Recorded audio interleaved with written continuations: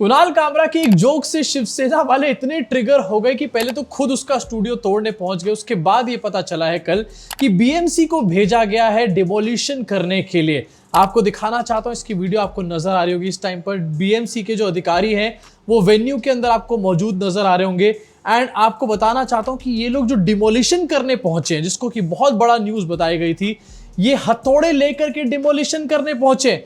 एक बार जरा अपनी स्क्रीन के ऊपर इस वेन्यू की तस्वीर देखो आप। ये है यूनिकॉन्टिनेंटल होटल, जिसके अंदर ये स्टूडियो भी बना हुआ है। इस पूरे यूनिकॉन्टिनेंटल होटल को या फिर स्टूडियो को ये लोग हथौड़ा लेकर के तोड़ने गए थे।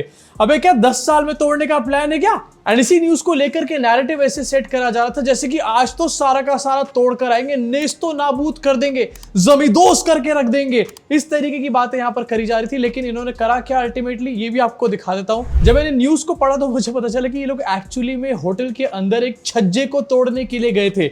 और ये छज्जे को तोड़ने के लिए भी नहीं गए थे, इसके पीछे भी एक बहुत बड़ा जोक है। आपको दिखाना चाहता हूं कि स्क्रीन के ऊपर ये वीडियो चल रही है जहां पर ये लोग छज्जे को तोड़ भी नहीं रहे। ये तिरपाल का छज्जा है जिसको फाड़ने का काम किया जा रहा है। मतलब बातें करी जा रही थी कि डिमोलिशन कर देंगे, पूरा नेस्तो नाबूद कर देंगे, और उसके बाद वहां पर जाके पन्नियां फाड़ने का ये लोग काम कर रहे हैं। अबे भैया कैसी कैसी फेक न्यूज फैलाते हैं ये लोग। अब बीएमसी के अधिकारियों का ये कहना है कि इलीगल चीजों को यहां पर डिमोलिश करने गए थे वो लोग। और मेरा ये पूछना है बीएमसी के लोगों से कि अगर कुछ इलीगल हो रहा था, अगर कोई इलीगल कंस्ट्रक्शन वहां पर थी, किसी भी चीज की परमिशन ली नहीं गई थी, तो पहले उसके ऊपर एक्शन क्यों नहीं लिया गया? मतलब ये लोग वेट करते हैं कि पहले कोई स्टैंड अप कॉमेडियन इनके नेताओं के खिलाफ कुछ बोले, उसके बाद ये लोग एक्शन लेकर के आते हैं। उससे पहले कोई एक्शन नहीं होगा। आराम से बैठो, आराम से करो जो करना है। चलो एक बार को ये भी समझ में आता है कि अपने नेताओं के लिए कुछ लोग रिएक्शन यहां पर दे रहे हैं। कई बार कांग्रेस के लोग भी दे देते हैं अपने नेताओं के लिए रिएक्शन। लेकिन दूसरी तरफ तो भैया हद ही हो चुकी है। शिवसेना के लोग यहां पर एजिटेटेड फील कर रहे हैं, लेकिन बीजेपी के लोग एजिटेटेड फील नहीं कर रहे।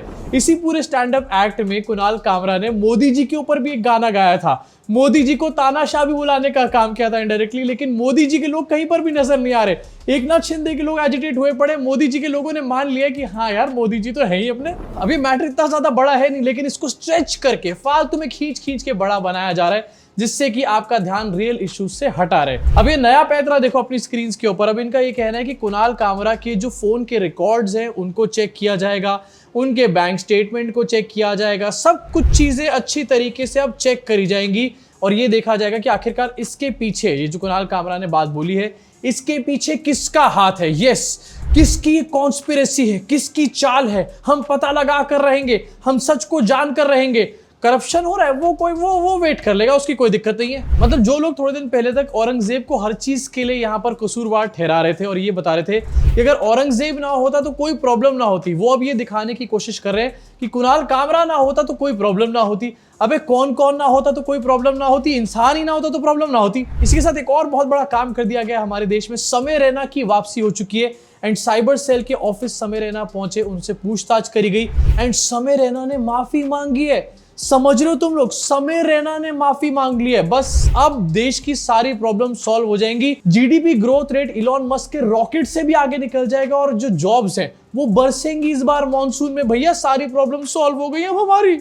अब इस टाइम पर दिखाया तो ऐसा जा रहा है स्टैंड अप कॉमेडियंस ही जैसे असली प्रॉब्लम हो। हमारे देश का मेन स्ट्रीम मीडिया हर आए दिन फेक न्यूज फैलाता रहता है, फॉल्स इंफॉर्मेशन फैलाता है। इनफैक्ट आपको एक ग्राफिक दिखाना चाहता हूं। हालत ऐसी हो चुकी है कि वर्ल्ड में फॉल्स इंफॉर्मेशन की जब बात हो तो इंडिया यहां पर नंबर 1 पर आता है। इसमें सबसे बड़ा योगदान हमारे देश की मीडिया का है। जिस मीडिया को देश की जनता को एजुकेट करना चाहिए, इन्फॉर्म करना चाहिए, वो इस टाइम पर फॉल्स इंफॉर्मेशन फैला रही है। लेकिन दूसरी तरफ असली कल्प्रिट कौन है? Stand up comedians. देखो नॉलेज और एजुकेशन का क्या है ना कि अगर गलत जगह से मिले तो आपका गेम पूरी तरीके से खराब करके रख सकती है। लेकिन वही नॉलेज और एजुकेशन अगर आपको सही जगह से मिले तो आपका गेम चेंज भी करके रख सकती है, आपको अलग ऊंचाइयों तक पहुंचा सकती है। ऐसी ही सही नॉलेज और एजुकेशन आपको मिलती है ओडिन स्कूल पे। ओडिन स्कूल पे आप जाकर के डेटा साइंस का कोर्स कर सकते हैं। अब डेटा साइंस बेसिकली डेटा की एक स्टडी होती है जिसमें आप डेटा में से यूजफुल इंसाइट्स निकाल सकते हैं। ओडिन स्कूल के इस डेटा साइंस कोर्स के लिए जरूरी नहीं कि आप टेक बैकग्राउंड से हो, किसी भी बैकग्राउंड से आप हो सकते हैं और फिर भी इस डेटा साइंस के कोर्स को यहाँ पर कर सकते हैं। यहाँ पर लाइव क्लासेस के जरिए आपको SQL, Python, machine learning, generative AI जैसी लेटेस्ट स्किल्स सिखाई जाती हैं। लाइव क्लासेस में आपको इंडस्ट्री लीडर्स और अपने मेंटर्स से डाउट्स क्लियर करने का एक बहुत अच्छा मौका मिलता है। इनफैक्ट इनका एक जॉब पोर्टल है जहां पर आपको 500 से ज्यादा हायरिंग ऑर्गेनाइजेशंस का एक्सेस मिलता है। हर महीने जॉब्स के नए मौके यहां पर मिलते हैं। करियर गैप हो, करियर ट्रांजिशन हो, अपग्रेड करना हो या फिर करियर को लॉन्च करना हो, इन सभी सभी चीजों के लिए ओडेन स्कूल एक बहुत ही ज्यादा ट्रस्टेड और प्रूवन प्लेटफॉर्म है। इनफैक्ट सबसे मजेदार बात यहाँ पर ये कि ओडेन स्कूल की डेटा साइंस के कोर्स का नेक्स्ट बैच जो है वो 29 मार्च से शुरू हो रहा है। आप जाकर के इस पे रजिस्टर कर सकते हैं। इनफैक्ट यहाँ पर एक ऑफर भी है शुरुआत के लोगों के लिए, 10,000 तक की स्कॉलरशिप भी आप पा सकते हैं। तो कुछ भी नहीं करना है, नीचे लिंक डिस्क्रिप्शन में दे रखा है, पिन कमेंट में दे रखा है, जाके क्लिक करिए और रजिस्टर करिए, अपने आप को अपग्रेड करिए। Coming back to the video, असली कॉमेडी तो अभी तक आपने देखी ही नहीं है। शिवसेना के लोग कह रहे हैं कि कुणाल कामरा जहां मिल गया उसे पीट करके रख देंगे, उसको सबक सिखा देंगे, फलाना और ढिमकाना बातें करी जा रही हैं। लेकिन इन्हीं में से एक की जब कुणाल कामरा से उनके फोन पर बात हुई तो उसकी कॉल रिकॉर्डिंग इस टाइम पर वायरल हुई पड़ी है। एंड जब कुणाल कामरा ने ये बात बोली कि मैं तमिलनाडु में हूं, तो भाई साहब कहते हैं कि भाई तमिलनाडु कैसे आएंगे? अरे यार मोदी जी इनके लिए पहले तमिलनाडु पहुंचाने की योजना चलाओ आप। कुणाल कामरा बात करेगा? हाँ बोलो। जगदीश शर्मा बोल रहा हूँ, सूचना शाखा में। क्या बोले तूने साहब के बारे में वीडियो डाला है? कौन सा साहब है? शिंदे साहब, हमारे मुख्यमंत्री, उनके बारे में क्या वीडियो डाला है? अभी तो मुख्यमंत्री का है, उप मुख्यमंत्री मुख्यमंत्री है, उनके बारे में क्या वीडियो डाला है तूने?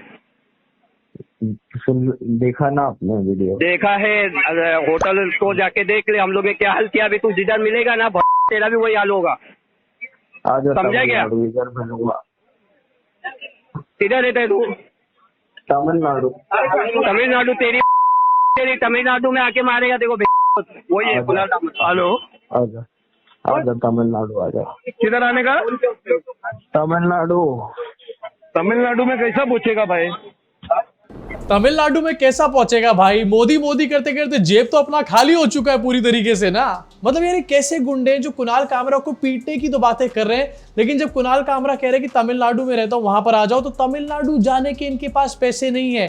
और इसके ऊपर अब सोशल मीडिया पे मीम्स भी चल रहे हैं, अबे तमिलनाडु कैसे आना है? कुणाल कामरा कह रहे हैं थाने से रिक्शा करके आ जा। इनफैक्ट लोग एआई की फोटोज बना के डाल रहे हैं तमिलनाडु में कैसे पहुंचेगा भाई। और यहाँ पर कुछ लोग जो है तमिलनाडु पहुंचने की प्लानिंग कर रहे हैं। एक और एआई फोटो है जहां पर एकनाथ शिंदे खड़े हुए हैं, उनके साथ कुछ और भी लोग खड़े हैं और वो मैप में तमिलनाडु ढूंढने का काम कर रहे हैं। तमिलनाडु कैसे पहुंचेगा भाई? अब देखो ये तो कुछ मजाक की बात है, लेकिन ये जो सारा सीन हुआ है इसके बाद कुणाल कामरा का एक रिस्पॉन्स निकल कर आया और जिनका वेन्यू था उनका भी एक रिस्पॉन्स निकल कर आया है। इसको देखने के बाद मुझे काफी सैड फील होता है। कोई भी आदमी अपना बिजनेस शुरू करता है अपनी पूंजी लगा करके, ये सोच के कि वो पैसे कमाएगा, अपनी पूंजी को वापस जुटाएगा और उसके बाद प्रॉफिट भी कमाने का काम करेगा। लेकिन उसके बाद हमारे देश में क्या होता है, इस तरीके के गुंडे आकर के तोड़फोड़ मचाते हैं एंड लोगों के सपने पूरी तरीके से चकनाचूर कर देते हैं। अब जिस क्लब में कुणाल कामरा का शो हुआ था, हैबिटेट क्लब, उसने अपने आप को शट डाउन करने का, टेम्परेरी बंद करने का फैसला ले लिया है एंड पूरा एक उन्होंने यहाँ पर नोट भी जारी करा है। इसमें उन्होंने बताया कि वो काफी ज्यादा शॉक्ड हैं, वो काफी ज्यादा डिस्टर्ब्ड हैं। इस तरीके की चीजें देखने के बाद उनका कोई हाथ नहीं होता कि जो आर्टिस्ट वहां पर आके क्या बोलने वाला है, क्या नहीं बोलने वाला, फलाना ढिमकाना।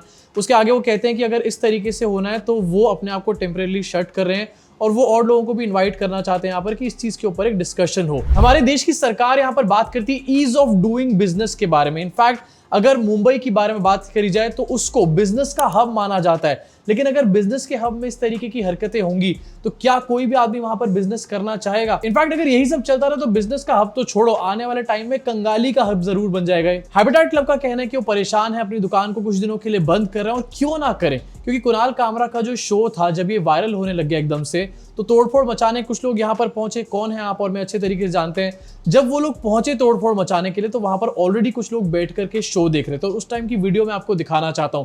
कोई भी बिजनेस ओनर नहीं चाहेगा कि उसके बिजनेस वेन्यू पे इस तरीके की हरकतें हो। बहुत पहले करके रिकॉर्ड किया पहले का वीडियो और अभी बोलता है कि बहुत पहले नहीं आउट करके। हाँ, 1 घंटा पहले का वीडियो कभी किया बता ना।